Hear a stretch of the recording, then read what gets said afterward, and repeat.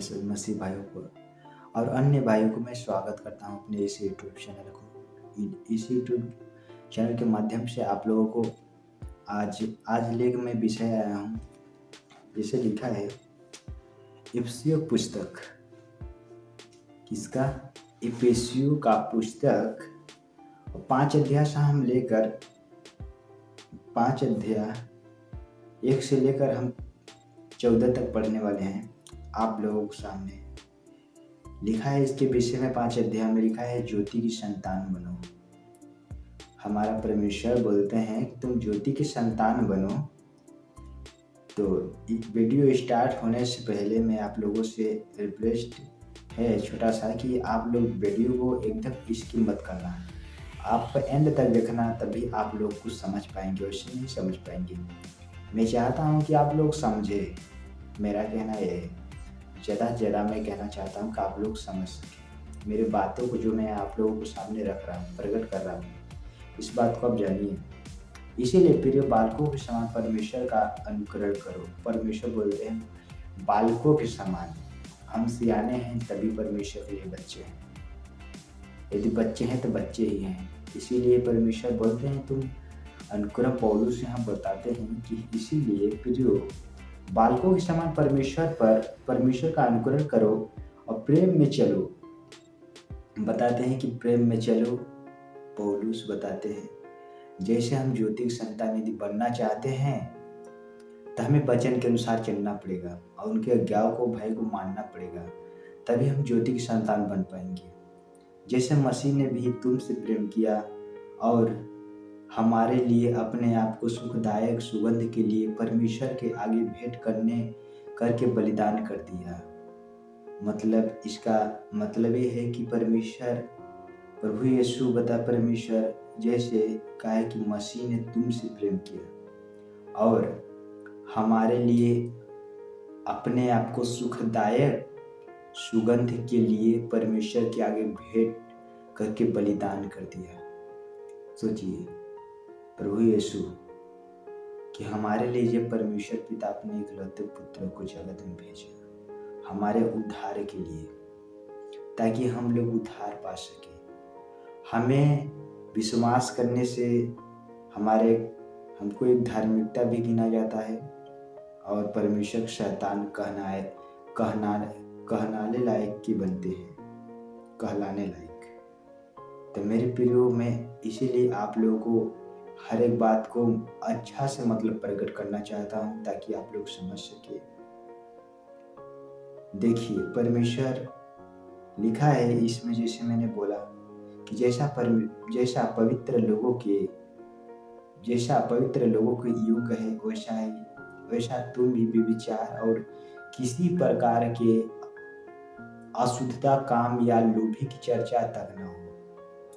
एक मसीह को ऐसा होना चाहिए कि लालच वाली बात है, उस लालच की कोई बात भी न करे। क्योंकि लालच एक ऐसा है ना, व्यभिचार, मन में एक गलत विचार आता है, व्यभिचार इसको बोला जाता है, जो आज की डेट पर मिल रहा है हम लोगों को देखने के लिए। जो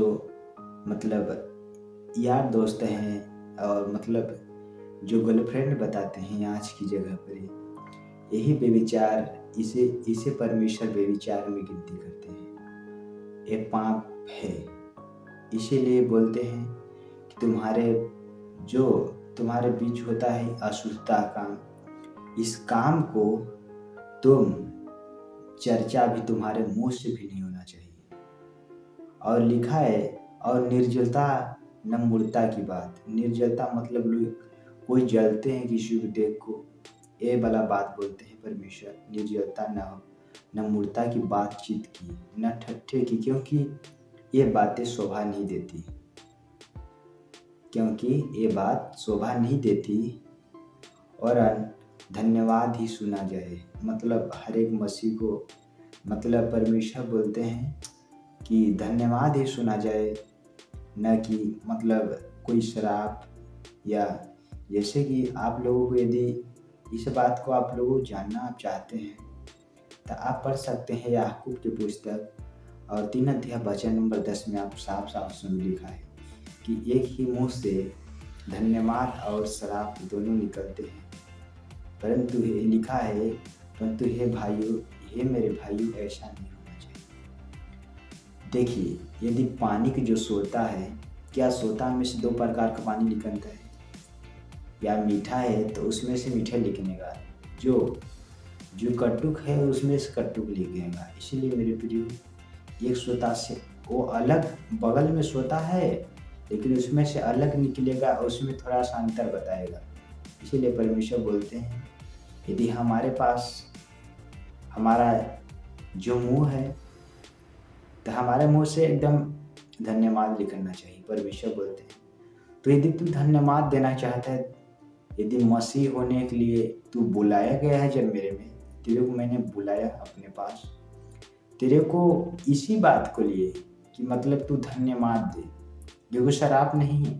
और परमेश्वर ये भी बोलते हैं, पतरस में जिसे हमको देखने को मिलता है, पहला पतरस और उसके 3 अध्याय और वचन नंबर जैसे हमको 9 में मिलता है, लिखा है, गाली के बदले गाली न दे।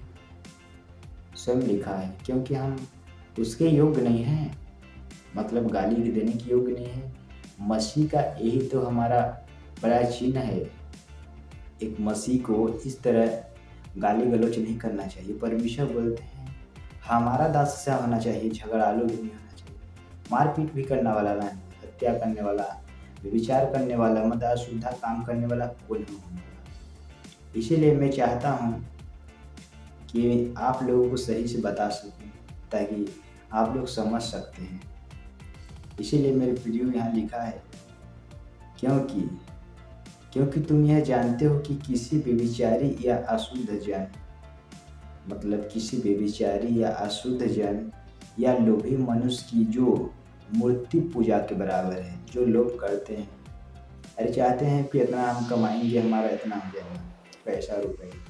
देखिए, परमेश्वर बोलते हैं, जितना तेरे पास है उतना में संतोष कर, मतलब ओभर के लिए मत मर, क्योंकि परमेश्वर जानते हैं तू मरने के बाद कुछ यहाँ से ले जाएगा नहीं।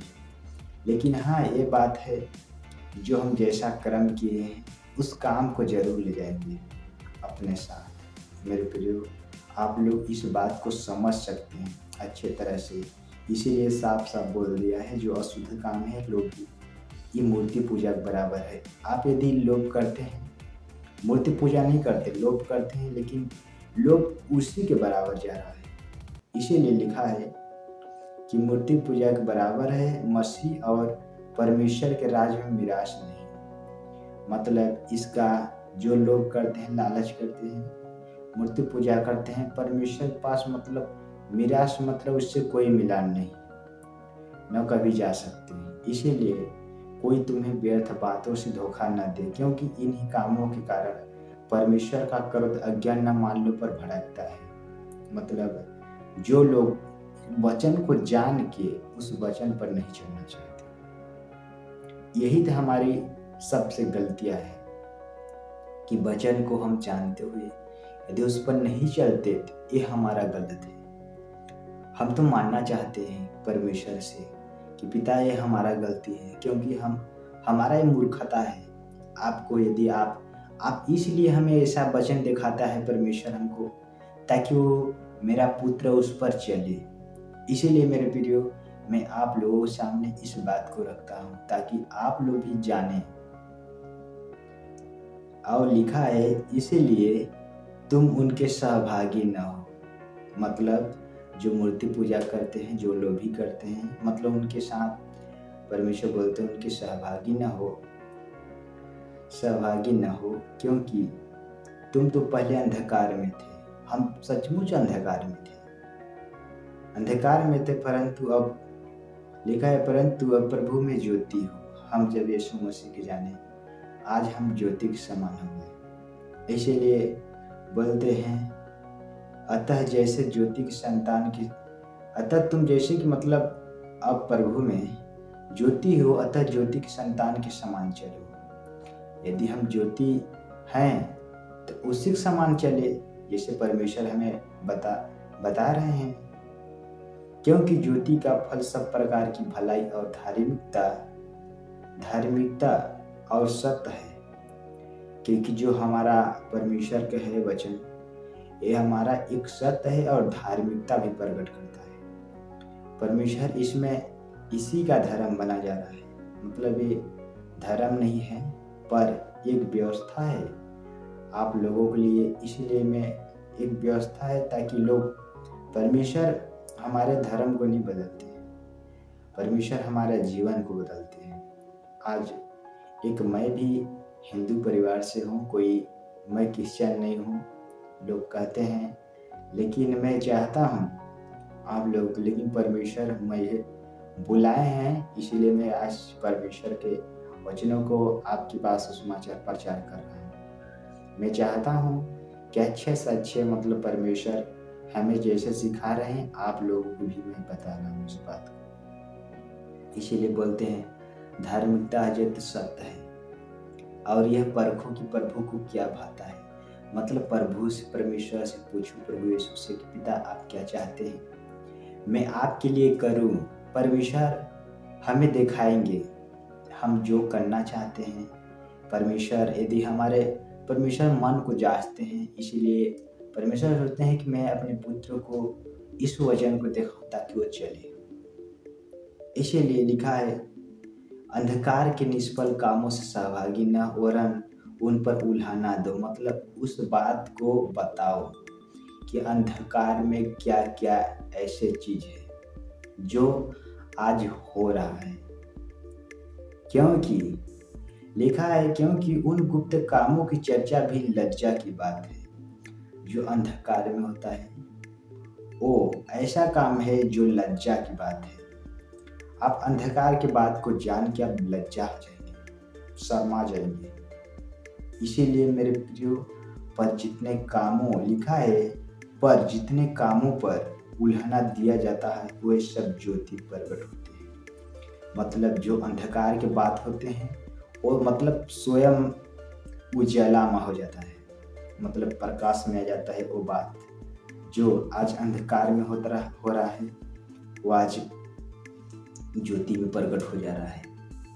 यदि हम उस बात को उल्हाना दे तो, उल्हाना का मतलब है उस बात को हम बताएं, इसको बोला जाता है उल्हाना। क्योंकि जो लिखा है, क्योंकि जो सब कुछ को प्रकट करता है वह ज्योति है।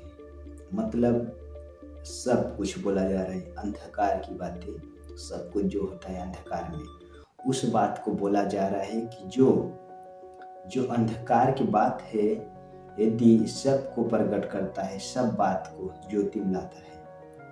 इस कारण वह कहता है कि हे सुनने वाले, मतलब जो वचन को आप इस सुन रहे हैं, आप सुसमाचार को, इसीलिए मैं भी आप लोगों को बता रहा हूँ कि जाग उठो और मुर्दों में से जी उठो। यदि परमेश्वर के लोग हैं, मसीह लोग हैं, यदि वचन पर जाग नहीं रहे हैं, जागने का मतलब ये है कि हम वचन को पढ़ नहीं रहे हैं और न उस पर चढ़ रहे हैं, इसका मतलब हम एक मुर्दे के समान पड़े। मसीह में आने और पहले नए आने से हमारा इसमें कोई फर्क नहीं पड़ रहा है। इसीलिए लिखा है तो मसीह की ज्योति तुझ पर चमकेगी। यदि हम जाग उठेंगे तो हमारा जो प्रकाशमान है वो ज्योति में चमकेगा। इसीलिए मेरे प्रियो, मैं आप लोगों को आज का विषय यही था, मैं आप लोगों को यही बताना चाहता था कि आप लोग भी जानिए जो हमारा परमेश्वर है बहुत महान है। उसको हमको लगता है क्योंकि मुझे एक नया जीवन मिला है मसीह में आने में। क्योंकि मैं पहले अंधकार में बहुत था, मैं पापी बहुत मनुष्य था और मैं आज भी अपने आप को पापी, परमेश्वर आज हमारे पापों को क्षमा कर दिया, तभी हम आप लोगों को कुछ बता रहे हैं। इस बात को मुझे परमेश्वर मेरे विचार में आता है कि माँ के गर्भ में ही से परमेश्वर मुझे चुन लिए थे। आज अपने पास बुला के अपनी बातों को, परमेश्वर बात को आज आप लोग सामने रख रहा हूँ। तो आप लोगों से मैं विदा चाहता हूँ। सभी को जय मसीह को। मिलता हूँ मैं